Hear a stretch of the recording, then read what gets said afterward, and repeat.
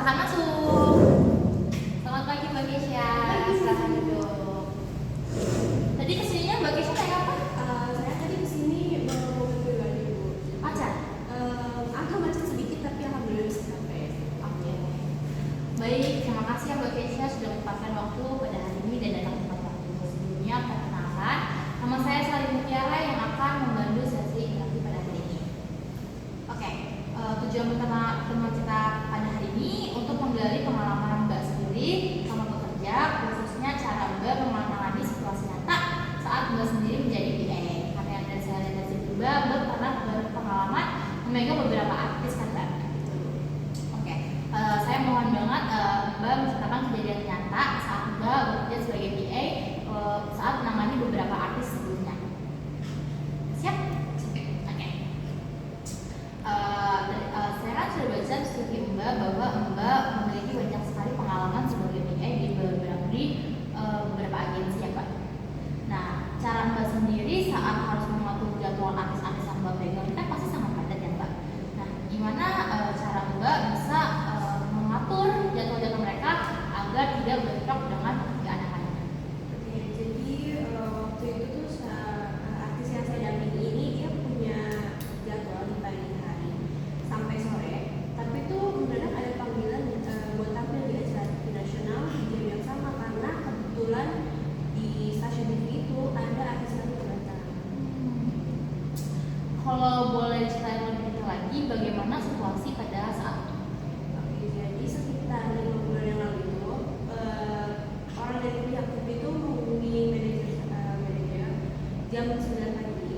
Padahal tuh syuting iklan udah berjalan dari jam 6 pagi dan kontraknya itu tuh mengikat, jadi nggak bisa dibatalkan secara sepihak.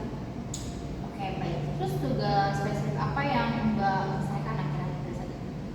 Jadi saya harus cari cara supaya artis saya ini bisa selesai syuting iklan yang awal sesuai kontrak sekaligus udah melewatkan kesempatan tampil di TV nasional yang itu tuh bakalan bagus buat exposure-nya.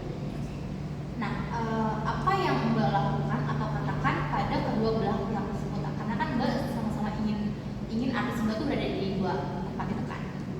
Jadi saya langsung pada saat itu juga saya menghubungi production house iklan itu buat nanyain kalau misalnya ini tuh bisa dipercepat nggak sih sesi syuting kami tuh, sesi syuting artis kita tuh didahulukan. Terus saya koordinasi dengan tim TV buat menggeser slot tampil mundur 1 jam dengan alasan kita tuh ada komitmen lain. Terus saya juga nyiapin tentunya saya juga nyiapin transportasi, wardrobe cadangan supaya tuh artis kita bisa langsung pindah lokasi tanpa banyak waktu. Oke.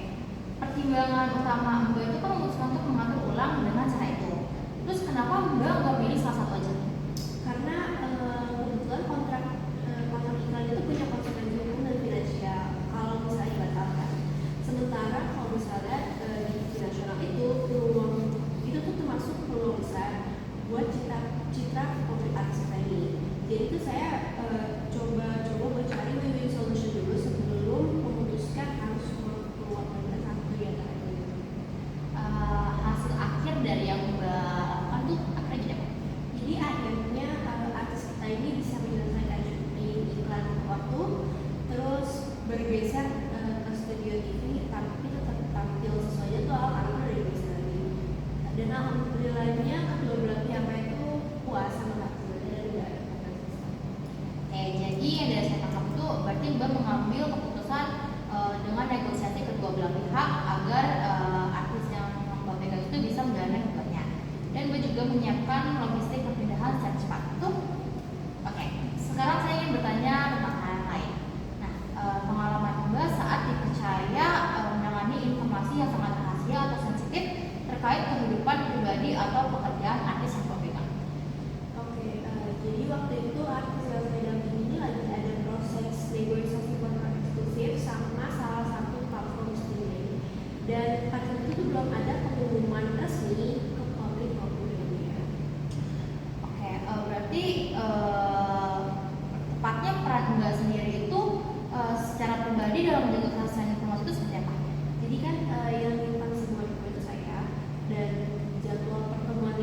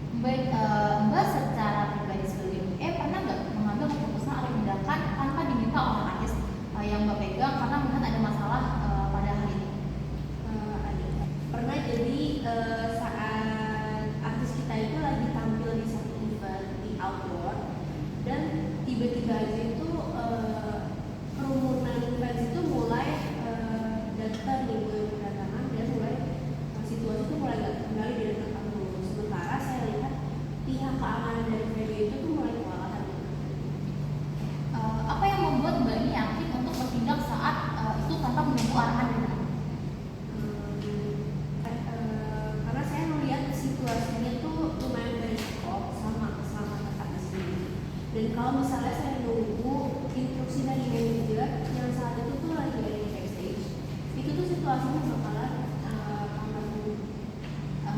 Jadi apa yang Mbak lakukan pada saat itu? Jadi saya pada waktu itu langsung koordinasi ke tim keamanan venue buat request minta nambah barrier dan personel di keamanan di sisi panggung, karena itu kan lumayan rawan ya. Sekaligus saya juga nyiapin jalur evakuasi alternatif buat ke arah mobil sini. Lalu saya juga melaporkan, tentunya saya juga melaporkan situasi itu ke manajer melalui radio komunikasi. Oke, setelah itu pasti artis Mbak tahu dong apa yang Mbak lakukan. Gimana tanggapan dari artis yang Mbak pegang? Saya pada saat itu sempat kaget, tapi langsung menunggu keputusan saya.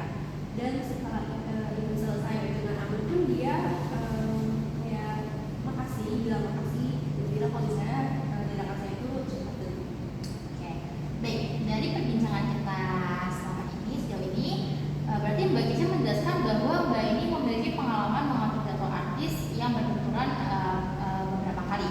Nah, Mbak juga dapat bernegosiasi dengan berbagai pihak dengan baik. Terus Mbak juga bisa menjaga kerahasiaan informasi sensitif di media maupun di publik. Nah, Mbak juga sempat cukup sigap dalam mengambil tindakan saat menghadapi situasi darurat seperti yang Mbak jelaskan tadi. Apakah ada yang perlu ditambahkan? Persis ya. Baik, sesi interview pada hari ini sudah selesai. Terima kasih banyak pada Mbak Kesha sudah dalam tepat waktu bisa diajak bersama. Apakah ada yang ingin ditanyakan? kalau boleh tahu kira-kira kapan saya bisa dapat hasil dari ini? Untuk hasilnya akan kami kasih informasi melalui email untuk 2 minggu ke depan. Apakah menarik? Sekali lagi terima kasih untuk